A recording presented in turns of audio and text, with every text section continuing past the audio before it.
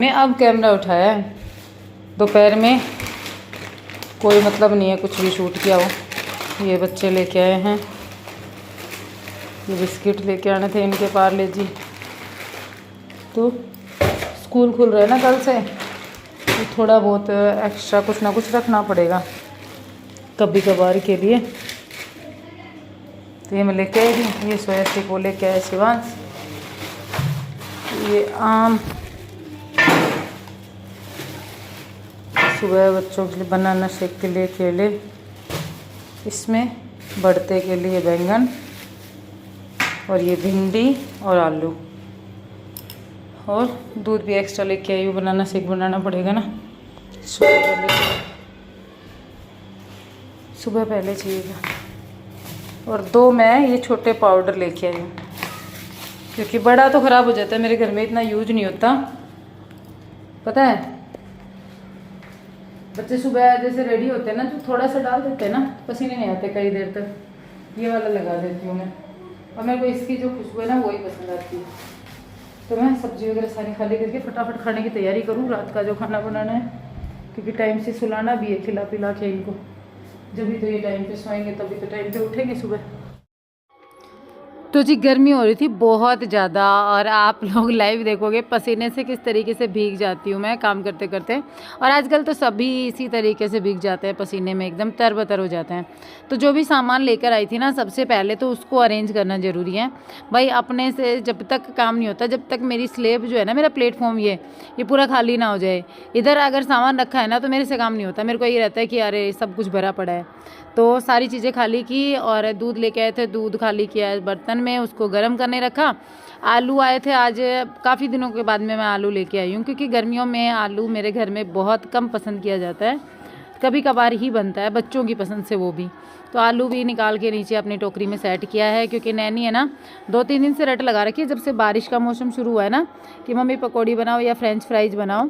तो ऐसी इस तरीके की जो रट है ना इसकी, उसके कारण ना मैंने ये आलू लेके आई कि चलो क्या पता कभी पकौड़ी बनानी पड़ जाए या फ्रेंच फ्राइज वगैरह, बच्चे जो भी मांग लेते हैं ना, तो उसके लिए। तो बस फटाफट से सारी चीज़ें अरेंज कर ली हैं। अब मेरे को मैंगो शेक बनाना है। आम लेके आए थे ना, और ये आम इतने बढ़िया वाले आम आए कि गुठली है ना एकदम पतली सी है, और इसमें जो पल्प निकलता है ना वो ज़्यादा निकला है। और आज बस ये मैंगो शेक बना लेंगे, साथ में दिन की चटनी रखी है, बस रोटियां सेकनी है, ज़्यादा कुछ तामझाम करना नहीं है खाने में। और हमारे यहाँ पे ज़्यादातर ये ऐसा ही होता है कि खाने के मामले में ना इसी तरीके से कि भाई खाने के लिए नहीं जीते, जीने के लिए खाते हैं, ये वाली सोच रखी जाती है कि भाई जीने के लिए खाना है तो उसमें जो ज़रूरी है वो खा लिया, फालतू कोई तामझाम नहीं है। अगर घर सुबह की सब्ज़ी बची है तो वही खा लेते हैं मेरी फैमिली में, ऐसा नहीं है कि भाई शाम को बनानी ही ज़रूरी है। तो ये फटाफट से मैंने मैंगो शेक बना के और रेडी कर दिया, इसको फ्रिज में रख दिया। अब आटा लगा के रोटियां सेकनी है, और ये अब मैंगो शेक ठंडा हो जाएगा साइड में, इधर की साइड मेरी रोटियां सिक जाएंगी। फ्रिज मेरे घर में जैसे फ्रिज में बर्फ़ नहीं होती मेरे घर में, तो अब बर्फ़ नहीं होती तो मैं, बर्फ़ क्यों नहीं होती उसके पीछे का रीज़न सुनो पहले तो आप, कि बर्फ़ अगर मैं रख दूँ ना बर्फ़ बनने के लिए, तो बच्चे ऐसे हैं, मेरा शिवांश तो बिल्कुल ऐसा है कि वो एकदम चिल्ड शेक बना के पिएगा दिन में। जैसे शरबत वगैरह बनाते हैं ना, दोनों के अपने आप बना लेते हैं ये, तो एकदम चिल्ड बना के पिएंगे। तो मैं उसमें बर्फ़ रखती ही नहीं तो ये एक्स्ट्रा चिल्ड करते हैं ना, तो उससे गला ख़राब होता है, और उसको टॉन्सिल की दिक्कत है, आप लोगों को पता ही होगा पहले से।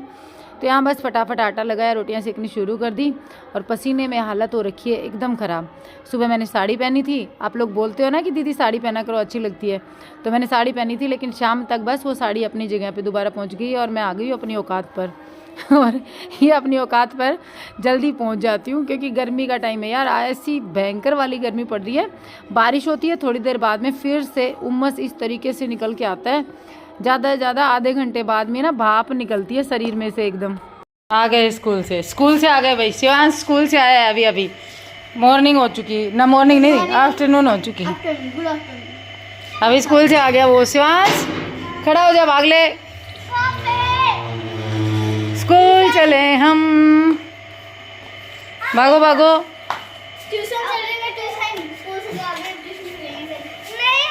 तो जी आज समर वेकेशंस के बाद में पहला दिन बच्चों का स्कूल का, और इतनी सारी किताबें जो मैं झेल ही नहीं पा रही। वैसे स्कूल क्या होता है? भाग ले मेरा ग्वार उग गया।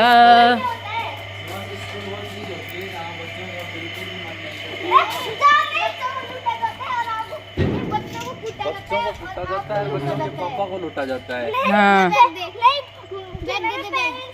पढ़ने के लिए ट्यूशन लगाए जाते हैं, है ना। पढ़ने के लिए ट्यूशन। और पढ़ाई अगर करनी है तो ट्यूशन भेजो बच्चों को। हाँ, वैसे मुझे ट्यूशन नहीं बैठ। जाना है। उसी भवन का नाम स्कूल है। ले। पहले ऐसी जगहों में विद्या तो टिफिन मिलती किधर? थी, ज्ञान मिलती थी, जिनके कारण उनको विद्यालय बोला जाता था हमारे टाइम में। आजकल इस स्कूल मतलब बस कूल होने के लिए इसके अंदर इस कूल, करना है, खत्म। इसके अंदर कूल पैसे होने के लिए आओ। जाओ। वहाँ पे बच्चों को कूटा जाता है, बड़ों को लूटा जाता है। हाँ, हाँ।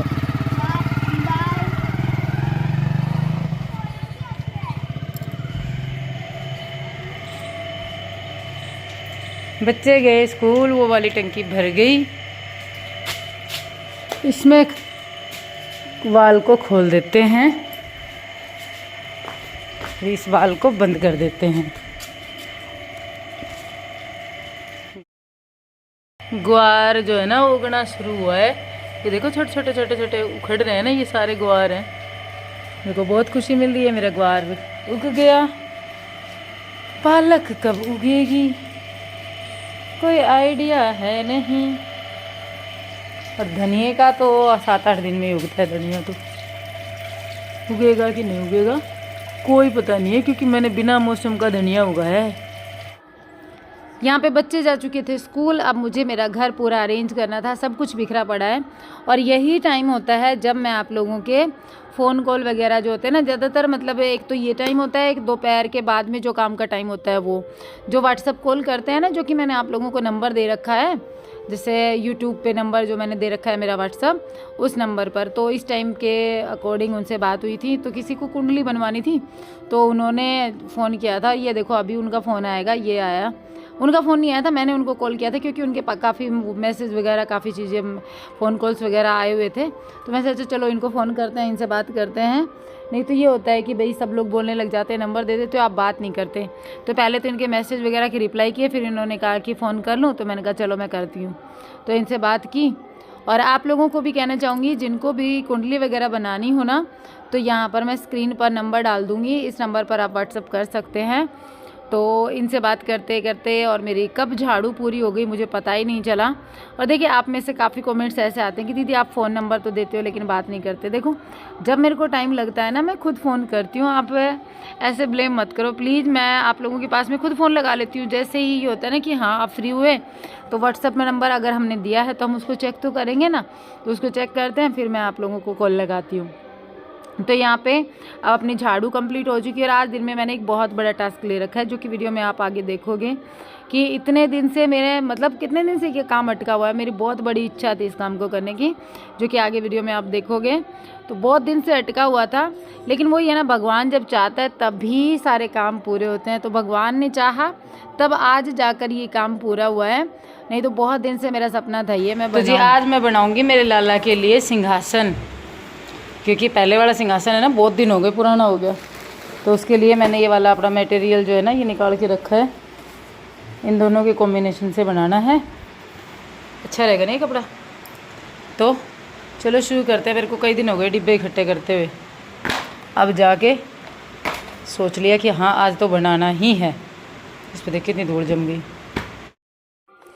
तो जी जो मैंने कपड़ा सिलेक्ट किया था ना, उसके ऊपर ना वो होता है ना कि प्रेस करने की ज़रूरत थी। तो मैंने उन फटाफट से 2 कपड़े लिए थे, मैंने दोनों को पहले तो प्रेस करने का सोचा। और यहाँ दूसरी चादर वगैरह बिछाने के बजाय मैंने सोचा यहाँ पे ये सोफ़ा है ना उसी के ऊपर कर लेते हैं। वैसे भी हमारा ये सोफ़ा काफ़ी हद तक ख़राब हो रखा है, चेंज ही करना है 1-2 साल में। तो अब ये वेस्ट में ही हो रखा है, तो इसको ठीक है मैंने सोचा चादर नहीं बिछाएंगे, ऐसे ही कर लेंगे।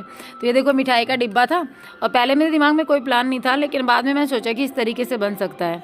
पहले तो मेरा था कि मैं फेविकॉल से चिपका दूंगी, लेकिन दिमाग में आइडिया है नहीं यार, इसको बिना चिपकाए भी बना सकते हैं हम।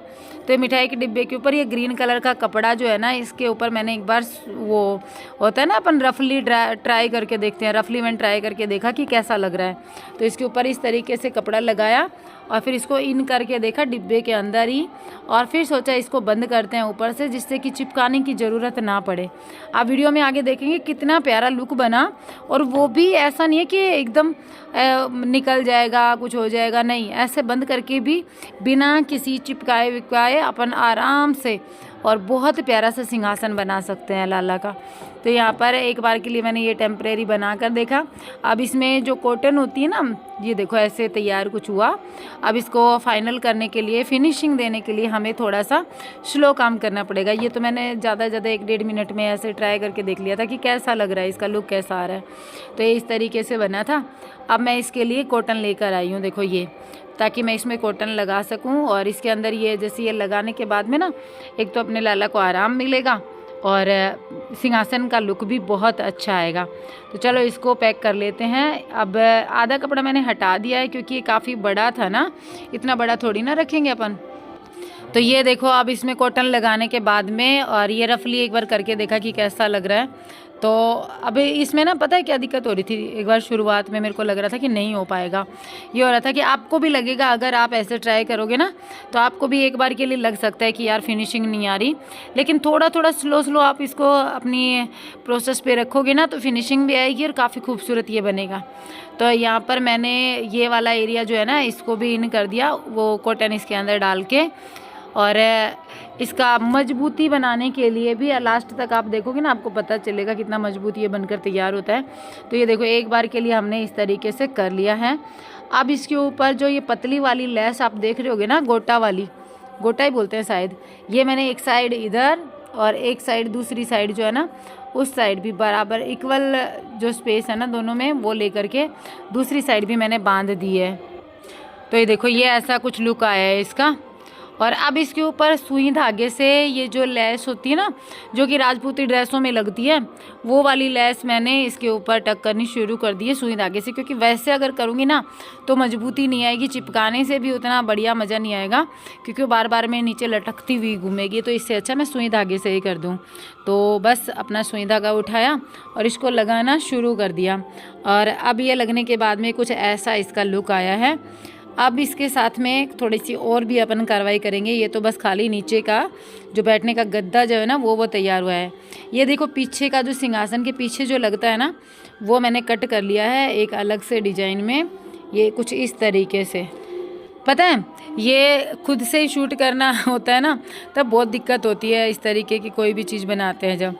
तो वो जो मैंने ऊपर किया था ना, उसके ऊपर मैंने गोल्डन कलर का कपड़ा चिपका दिया था फेविकॉल से, और काफ़ी देर तक मैंने उसको रख दिया था। सूखने के बाद में मैंने उसके ऊपर ये इस तरीके से बॉर्डर लाइन पर स्टोन मेरे पास रखे थे सिल्वर कलर के, वो लगाए, फिर बीच में एक ग्रीन कलर के स्टोन लगाए।